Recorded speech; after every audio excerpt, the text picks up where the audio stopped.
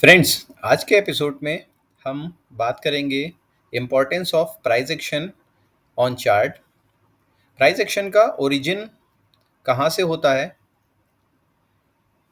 Price action candle दर candle और swing दर swing हम कैसे चार्ट पे आइडेंटिफाई करते हैं। वीडियो में बने रहें। मिलते हैं वीडियो के नेक्स्ट पार्ट में।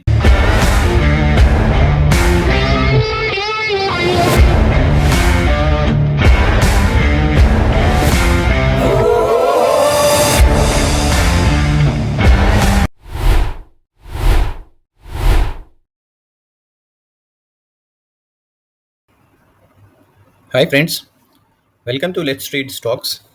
उम्मीद करता हूँ आप सभी ठीक ठाक होंगे।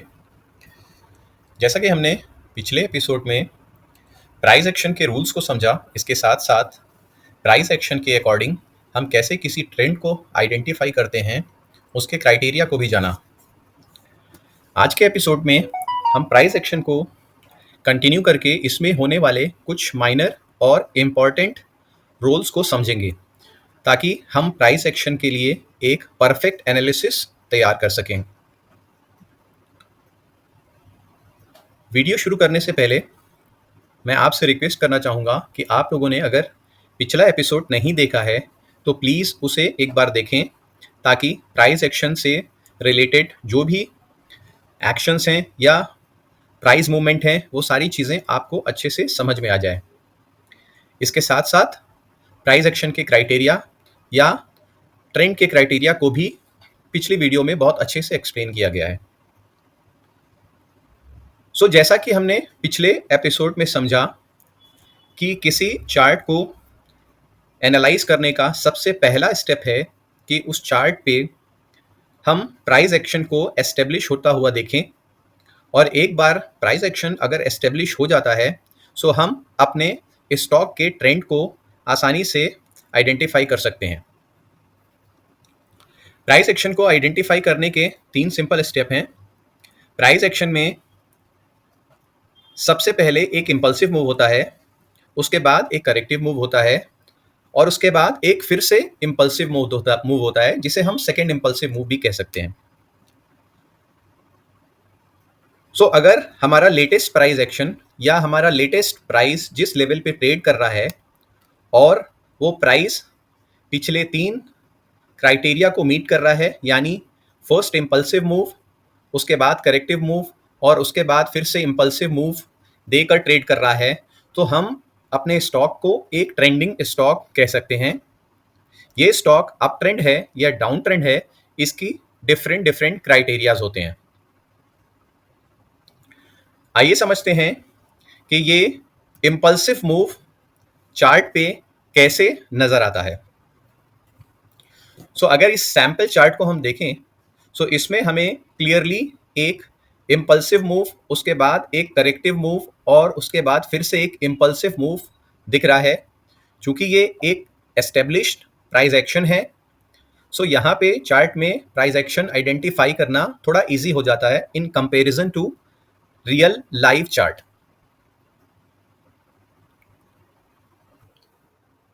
आइए क्विकली समझते हैं कि ये इम्पल्सिव मूव स्टार्ट कहाँ से होता है और इसके क्राइटेरिया क्या क्या हैं। इम्पल्सिव मूव का स्टार्ट या ओरिजिन पॉइंट एक किसी पर्टिकुलर प्राइस मूवमेंट के बाद होता है, यानी कि स्टॉक या स्टॉक का प्राइस कोई पर्टिकुलर प्राइस मूवमेंट देने के बाद अपने प्रीवियस प्राइस मूवमेंट के अपोजिट साइड प्राइस मूवमेंट देना शुरू कर देता है। यानी कि अगर इस सैंपल चार्ट को हम देखें यहाँ पे एक पहले एक डाउन साइड का मूवमेंट था। इस डाउन साइड के मूवमेंट के बाद स्टॉक ने अप साइड एक कैंडल डेवलप की।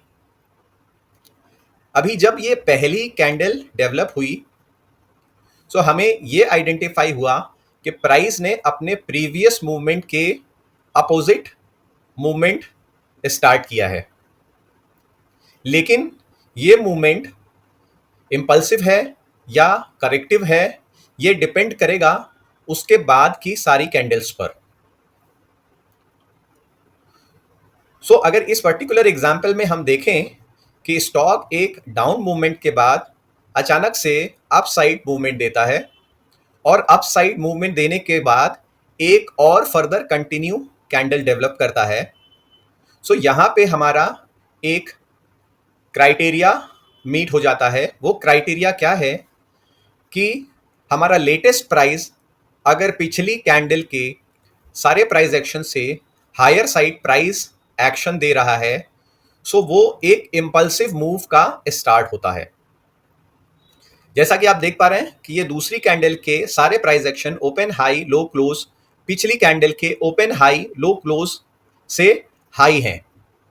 सो इस कंडीशन में हम ये कह सकते हैं कि after a down price action एक फ्रेश इम्पल्सिव मूव का स्टार्ट हुआ है। अभी ये इम्पल्सिव मूव इम्पल्सिव है या सिर्फ करेक्टिव है, ये डिपेंड करेगा कि ये प्राइस एक्शन सेम डायरेक्शन में अगर कंटिन्यू होता हुआ पिछले प्राइस मूवमेंट के हाई प्राइस को ब्रेक कर देता है, सो ये प्राइस एक्शन हमारा इम्पल्सिव प्राइस एक्शन माना जाएगा। सो इम्पल्सिव प्राइस एक्शन के क्राइटेरिया बड़े सिंपल हैं। जब कभी भी प्राइस किसी प्राइस एक्शन या किसी प्राइस मूवमेंट को दिखाने के बाद अपोजिट साइड में प्राइस की क्लोजिंग देना शुरू कर देता है, चाहे वो अपोजिट साइड हायर साइड हो या लोअर साइड हो, सो इसे हम स्टार्ट ऑफ इम्पल्सिव मूव कह सकते हैं। और ये इम्पल्सिव मूव तब तक इम्पल्सिव कहलाएगा जब वो पिछले मूवमेंट के हाई प्राइस को ब्रेक कर दे। इसको हम चार्ट पे भी एक बार फिर से समझेंगे ताकि सारे क्लैरिफिकेशन बिल्कुल क्लियर रहें।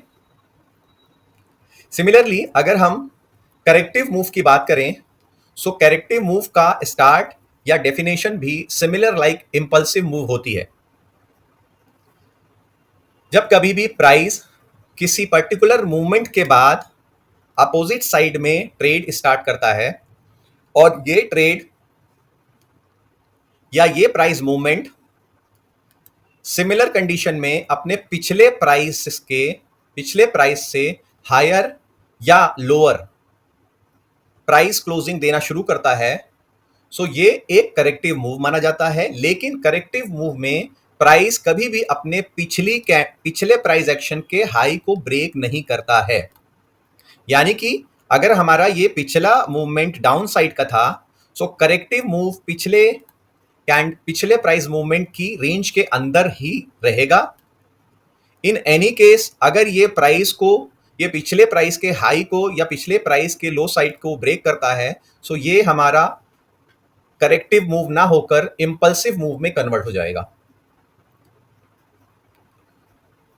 सो ये सारी चीजों का डिस्कशन हमने पिछले एपिसोड में ऑलरेडी किया है।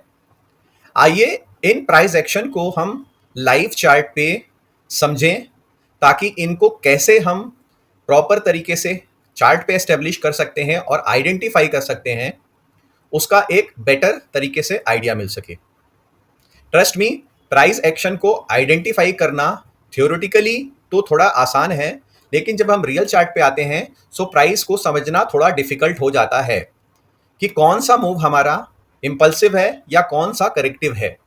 अगर मैं इस एग्जाम्पल को लूं तो यहाँ पे एक इम्पल्सिव मूव होता है, देन उसके बाद एक करेक्टिव मूव होता है, उसके बाद फिर से एक करेक्टिव या इम्पल्सिव मूव जैसा मूवमेंट हमें दिख रहा है। अब क्वेश्चन ये उठता है कि क्या यहाँ से जो प्राइस का मूवमेंट स्टार्ट हुआ है ये करेक्टिव मूव है या ये करेक्टिव मूव है या ये सारे करेक्टिव मूव हैं। सो इन्हीं सारी छोटी छोटी चीज़ों को हम लाइव चार्ट पे डिस्कस करेंगे ताकि हमें प्राइस एक्शन का एक अच्छे तरीके से आइडिया मिल जाए।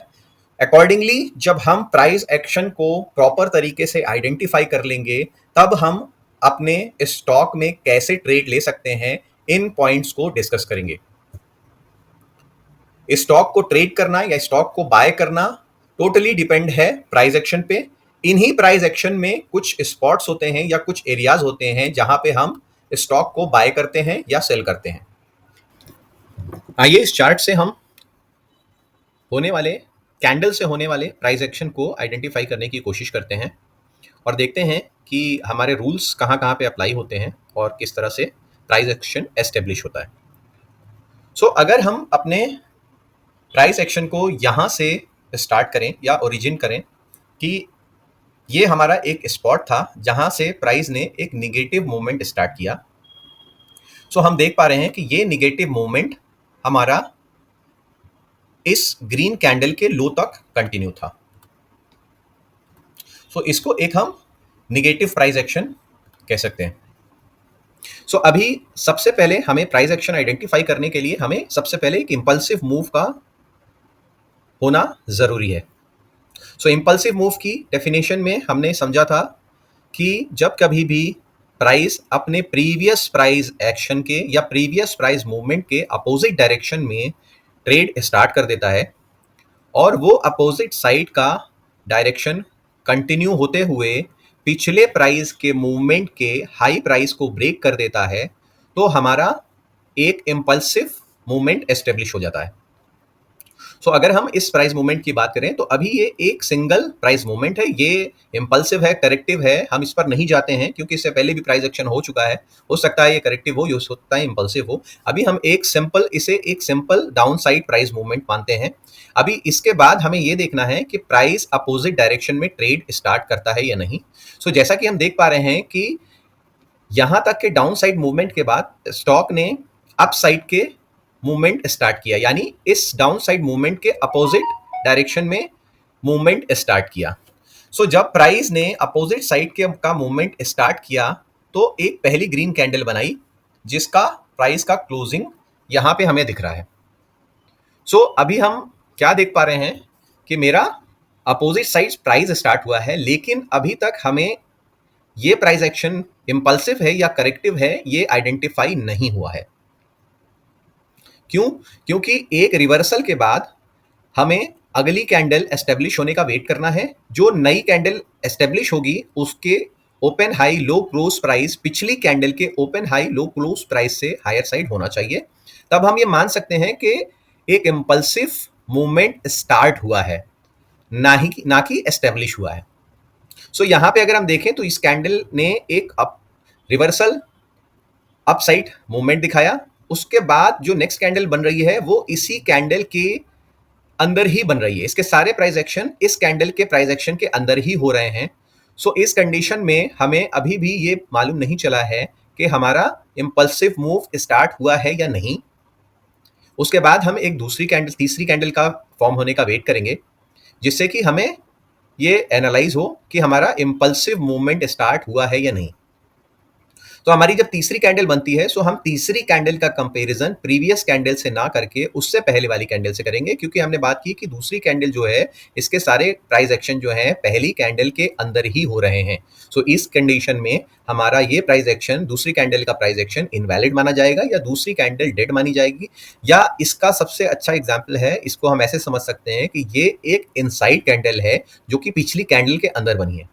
इनसाइड कैंडल के प्राइस एक्शन को हम इनवैलिड मानते हैं to identify a price action. उस केस में हम पहले वाली ही कैंडल को एनालाइज करेंगे। तीसरी कैंडल बनने के बाद हम पहली कैंडल से जब उसे एनालाइज करते हैं तो हमारा क्राइटेरिया फुलफिल होता है। वो क्या है कि हमारा लेटेस्ट प्राइस एक्शन पिछली कैंडल के प्राइस एक्शन से हाई ट्रेड करे। यहां पे हमारी इस कैंडल का open high low close price पिछली कैंडल के open high low close price से हायर साइड है। अभी यहां पे हम ये मान सकते हैं कि एक इंपल्सिव मूव स्टार्ट हुआ है, लेकिन इंपल्सिव मूव अभी कंफर्म नहीं हुआ है। इंपल्सिव मूव कंफर्म कब होगा? जबकि इंपल्सिव मूव अपने पिछले प्राइस के हाई प्राइस को ब्रेक कर दे या ब्रेक करके क्लोजिंग दे दे। जैसा कि हम देख पा रहे हैं कि अभी भी प्राइस ने एक इंपल्सिव मूवमेंट तो स्टार्ट किया है, लेकिन इंपल्सिव मूव एस्टेब्लिश नहीं किया है, बिकॉज इस लेटेस्ट प्राइस एक्शन की कैंडल की क्लोजिंग पिछले वाले प्राइस एक्शन की हाई प्राइस से ऊपर क्लोजिंग नहीं दे रहा है। अभी हम आगे फर्दर कैंडल को एक एक करके आइडेंटिफाई करेंगे। इसके बाद हम देख पा रहे हैं कि हमारी ये ग्रीन कैंडल जो है वो इस हाई प्राइस यानी जो कि डाउन साइड का प्राइस स्टार्ट हुआ था उससे ऊपर क्लोजिंग दे रही है, और ये इस कैंडल का मैक्सिमम प्राइस इस रेंज तक गया था। अगर अब हम इस प्राइस एक्शन को एक एस्टेब्लिश प्राइस एक्शन माने तो हमारा सारा क्राइटेरिया फुलफिल हो रहा है। वो क्राइटेरिया क्या है कि ये प्राइस एक्शन जो है एक इम्पल्सिव प्राइस एक्शन है। क्यों? क्योंकि ये प्राइस एक्शन ने पिछले प्राइस एक्शन के हाई साइड में क्लोजिंग दी। दूसरा, करंट कैंडल या करंट कैंडल के प्राइस एक्शन की ट्रेडिंग जो हो रही है वो पिछले सारी कैंडल की, जहां से रिवर्सल स्टार्ट हुआ है, पिछली सारी कैंडल के open high low close price से ऊपर ट्रेड कर रहा है। तो इसे हम एक एस्टेब्लिश इंपल्सिव मूवमेंट मान सकते हैं।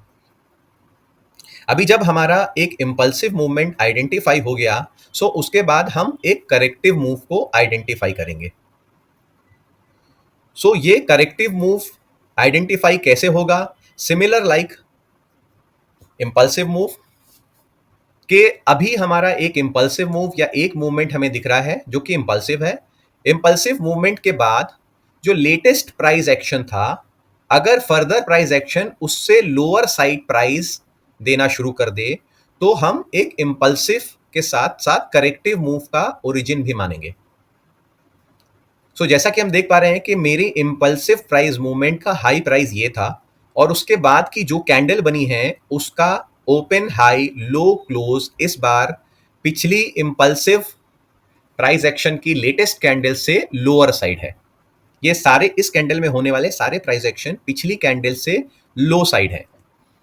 सो यहां पे हम मान सकते हैं कि हमारा करेक्टिव प्राइस एक्शन स्टार्ट हो गया है। ये करेक्टिव प्राइस एक्शन कब तक वैलिड रहेगा?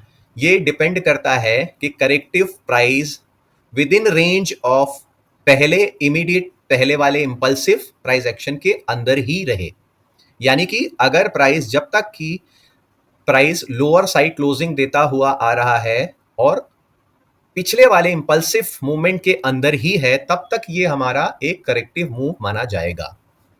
सो हम देख रहे हैं कि हमारी पहली कैंडल ने एक करेक्टिव मूव स्टार्ट किया। उसके बाद जब तक कि प्राइस इस हाई प्राइस और इस लो प्राइस की रेंज के अंदर ही मूवमेंट देगा, उस सारे प्राइस मूवमेंट को हम करेक्टिव मूवमेंट में कंसिडर करेंगे।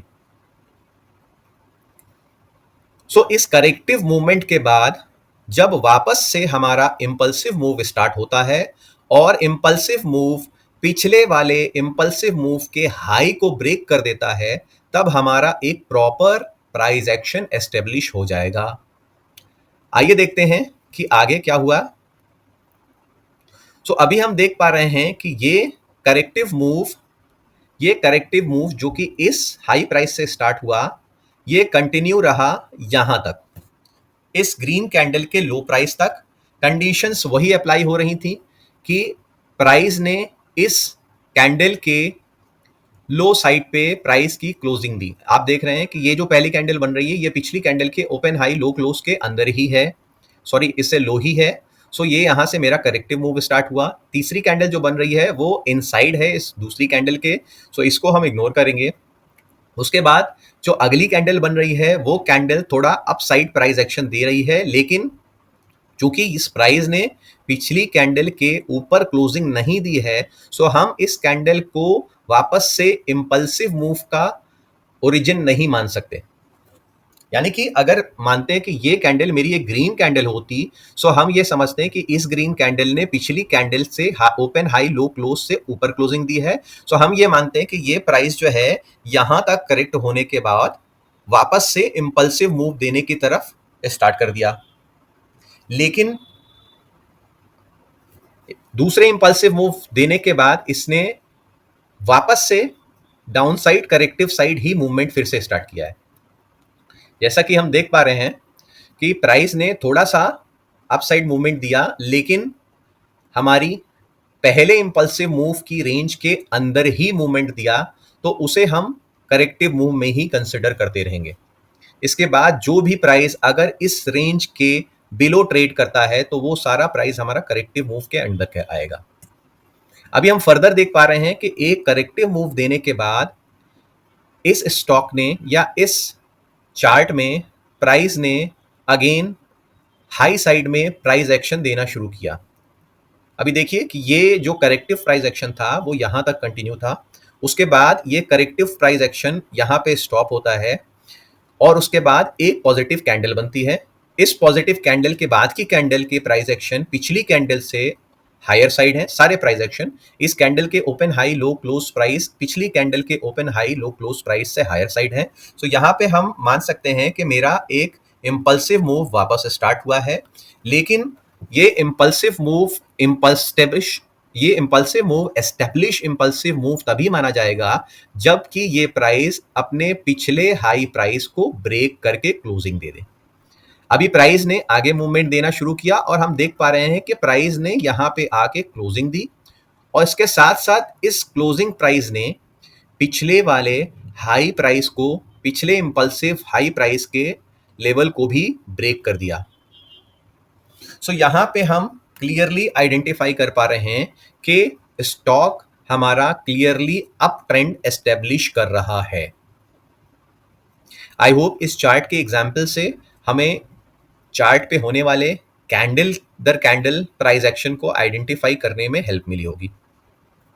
आइए अब देखते हैं कि एक स्टॉक का स्विंग से कैसे हम प्राइस एक्शन आइडेंटिफाई कर सकते हैं। यानी कि जब एक स्टॉक किसी लंबे समय में या लंबे समय से एक ट्रेंड एस्टेब्लिश करता आ रहा हो, सो उस स्टॉक में करंट में क्या प्राइस एक्शन हो रहा है उसको हम कैसे आइडेंटिफाई करते हैं। सो ये हमारे पास निफ्टी का चार्ट है जो कि डेली टाइम फ्रेम का एक चार्ट है। सो अगर निफ्टी के प्राइस को, करंट प्राइस को हम एनालाइज करें, उसके प्राइस एक्शन को समझना चाहें, सो अभी हमारा निफ्टी जो है इस प्राइस पे आज की डेट में क्लोजिंग दिया। सो अगर हम अपने इस प्राइस के मूवमेंट को समझना चाहें तो इस प्राइस का मूवमेंट जो है यहाँ से स्टार्ट हुआ है। यानी कि स्टॉक पहले एक डाउन साइड मूवमेंट दिया और डाउन साइड मूवमेंट देने के बाद प्राइस ने वापस अप साइड पर रिवर्स करके या रिजेक्शन देके अप साइड मूवमेंट स्टार्ट किया। So according to our rule हमें सबसे पहले अपने करंट प्राइस के मूवमेंट को आइडेंटिफाई करना है कि क्या वो इम्पल्सिव मूव है, करेक्टिव है या इम्पल्सिव मूव है। सो अगर प्राइस मेरा अभी इस डेट में यहाँ ट्रेड कर रहा है तो इसका ओरिजिन हमारा यहाँ पे था। सो हम मान सकते हैं कि प्राइस यहाँ से, प्राइस ने अपसाइड मूवमेंट दिया, प्राइस ने अपसाइड यहाँ तक का मूवमेंट दिया। सो करंट प्राइस को जब हम पिछले प्राइस से एनालाइज करें सो हम देखेंगे कि करंट प्राइस का जो ओरिजिन था वो प्राइस कहाँ से होता हुआ आ रहा था, यानी उसका पहला रिजेक्शन कहाँ से था। सो जैसा कि हम देख पा रहे हैं कि ये प्राइस एक्शन का एंड यहाँ पे इस प्राइस एक्शन के स्टार्ट से हुआ है। सो जहाँ से भी हमारा प्राइस एक्शन या जहाँ से भी हमारा मूवमेंट स्टार्ट होता है या इम्पल्सिव या करेक्टिव मूव हमारा स्टार्ट होता है, हम उन पॉइंट्स को आइडेंटिफाई कर लेते हैं। जैसा कि हमारे इस करंट प्राइस का स्टार्ट पॉइंट यहाँ से है, सो हमने यहाँ पे एक एरिया आइडेंटिफाई कर लिया। अभी इस प्राइस का स्टार्ट पॉइंट यहाँ से था जो कि प्राइस को यहाँ तक लेके आया। सो दूसरा पॉइंट हमारा यहाँ पे मिल गया। सो अब हम आसानी से समझ पा रहे हैं कि यहाँ से प्राइस ने कंटिन्यूअसली डाउन साइड पे मूवमेंट दिया और इसके बाद एक रिवर्स करके प्राइस अपसाइड मूवमेंट दिया इस लेवल तक। सो अकॉर्डिंग टू रूल हमारे पास अभी दो प्राइस मूवमेंट है। दोनों प्राइस को हमें आइडेंटिफाई करना है कि इसमें से कौन सा प्राइस इंपल्सिव है या कौन सा प्राइस करेक्टिव है। सो इंपल्सिव की डेफिनेशन के अकॉर्डिंग अगर मैं इस प्राइस को इंपल्सिव मानूंगा तो इस इंपल्सिव प्राइस मूवमेंट की क्लोजिंग पिछले ओरिजिन पॉइंट से ऊपर होना चाहिए। सो जैसा कि हम देख पा रहे हैं कि पिछले प्राइस का ओरिजिन पॉइंट जो था वो ये लेवल था और इस लेवल को प्राइस ने अभी तक ब्रेक करके क्लोजिंग नहीं दी है। हेंस हम इस करंट प्राइस को इंपल्सिव प्राइस नहीं मान सकते। सो अगर ये करंट प्राइस हमारा इंपल्सिव नहीं है तो ये क्या करेक्टिव है? तो करेक्टिव को मानने के लिए हमें ये जानना जरूरी है कि इससे पहले वाला प्राइस हमारा इंपल्सिव है या करेक्टिव है। तो अगर हम इससे पहले वाले प्राइस को आइडेंटिफाई करें तो इस प्राइस का कारण या रीजन क्या है, उसका स्टार्ट पॉइंट ये। सो अगर अब हम यहां से लेके प्राइस की जर्नी अप साइड आइडेंटिफाई करते हैं और करंट प्राइस को पिछले प्राइस से एनालाइज करते हैं तो हम देख पा रहे हैं कि ये करंट प्राइस या करंट डाउन साइड का मूवमेंट जो है एक करेक्टिव प्राइस मूवमेंट है। ये करेक्टिव प्राइस मूवमेंट क्यों है?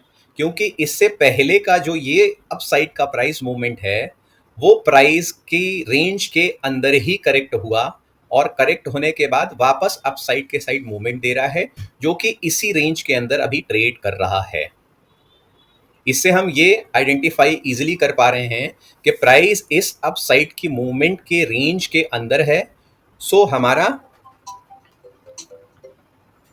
हमारा ये प्राइस एक्शन एक करेक्टिव मूवमेंट के अंदर है। अभी हमारे पास एक अपसाइड का मूवमेंट है, यानी कि एक इम्पल्सिव मूव है, उसके साथ साथ एक करेक्टिव मूव है जो कि इम्पल्सिव मूव की रेंज के अंदर करेक्ट हुआ है और उस करेक्शन के बाद वापस टुवर्ड्स इम्पल्सिव मूव चल रहा है। लेकिन अभी इस प्राइस ने पिछले हाई प्राइस के लेवल को ब्रेक नहीं किया है, इसलिए अभी अकॉर्डिंग टू प्राइस एक्शन ये हमारा एस्टेब्लिश प्राइस एक्शन नहीं है। सिमिलरली आप स्विंग दर स्विंग या पॉइंट दर पॉइंट अपने प्राइस एक्शन को आइडेंटिफाई कर सकते हैं। अभी हमारा एक इम्पल्सिव प्राइस यहाँ से स्टार्ट हुआ। सो क्या ये इम्पल्सिव प्राइस स्टार्ट प्राइस है या सेकेंडरी इम्पल्सिव है, इसको जानने के लिए उससे पहले के प्राइस एक्शन को हम आइडेंटिफाई करते हैं। सो इससे पहले का जो डाउन साइड का मूवमेंट है, अगर उसके ओरिजिन को हम मार्क करें तो उसका ओरिजिन ये था जिसने कि प्राइस को नीचे साइड पे मूवमेंट दिया।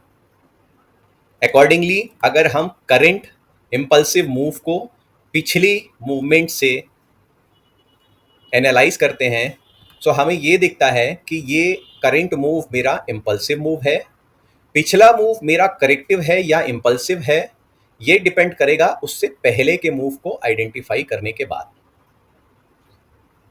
अकॉर्डिंगली अगर हम आगे बढ़ें और उससे पहले के प्राइस मूवमेंट का ओरिजिन मार्क करें तो ये हाई प्राइस इस प्राइस मूवमेंट की वजह से बना है। सो अगर हम इसको मार्क करते हैं और अगेन इन प्राइस एक्शन को आइडेंटिफाई करें तो मेरे ये इम्पल्सिव मूव से पहले का जो मूवमेंट है वो एक इम्पल्सिव मूव है। क्यों?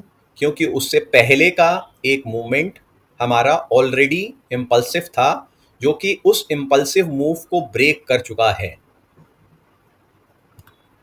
सो इस तरीके से स्विंग दर स्विंग आप आइडेंटिफाई करके प्राइस जहां से टर्न ले रहा है उस प्राइस के लेवल को आइडेंटिफाई करके आप अपने प्राइस एक्शन को अच्छे से समझ सकते हैं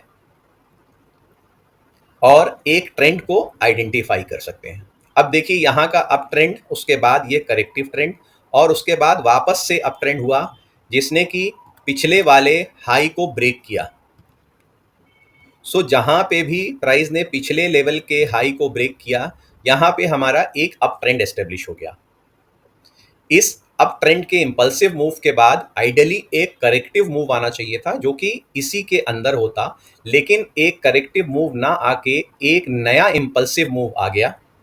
सो ये अप ट्रेंड यहां से लेके यहां तक का अप ट्रेंड था, लेकिन उसके बाद के प्राइस एक्शन ने अप ट्रेंड को हॉल्ट कर दिया, रोक दिया।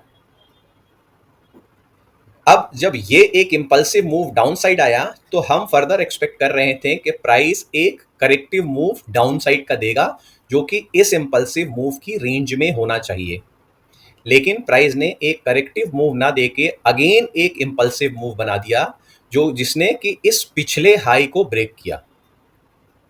अब जब इस पिछले हाई को प्राइस ने ब्रेक किया सो हमारा ये इंपल्सिव मूव चेंज होके ये इंपल्सिव मूव बन गया।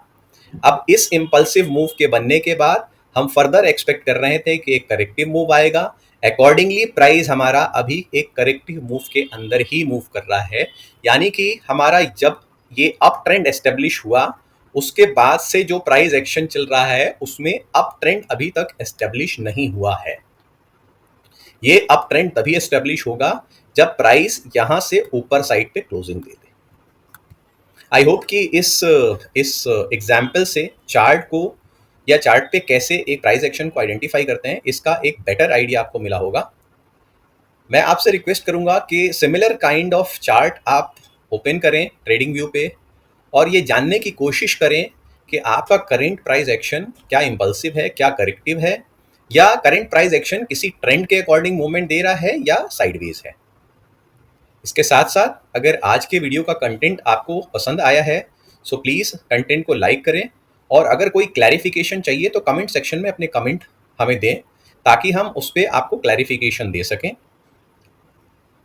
चैनल को अगर अभी तक सब्सक्राइब नहीं किया है तो इसको सब्सक्राइब कर लें, क्योंकि अब हम चार्ट एनालिसिस के लेवल पे पहुंच गए हैं। आने वाले नेक्स्ट एपिसोड में हम समझेंगे कि प्राइस एक्शन के बाद हम उन लेवल को कहाँ से आइडेंटिफाई करते हैं जहाँ से प्राइस, या कहाँ से जहाँ से बाइंग स्टॉक में की जाती है। यानी कि हम स्टॉक की बाइंग किन लेवल पे एक प्राइस एक्शन एस्टेब्लिश हुआ, उस प्राइस एक्शन को एस्टेब्लिश होने के बाद हमें बाइंग कहाँ से करनी है या बाइंग के लेवल क्या होते हैं, इन सारी बातों को हम आने वाले एपिसोड में डिस्कस करेंगे।